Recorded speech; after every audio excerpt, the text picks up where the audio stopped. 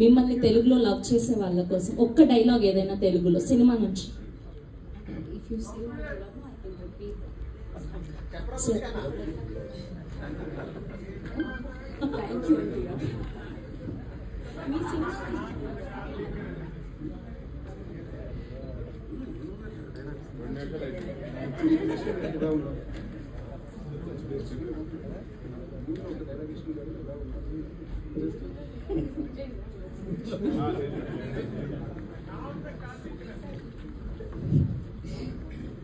విజయ్ ఎలా ఉన్నారు?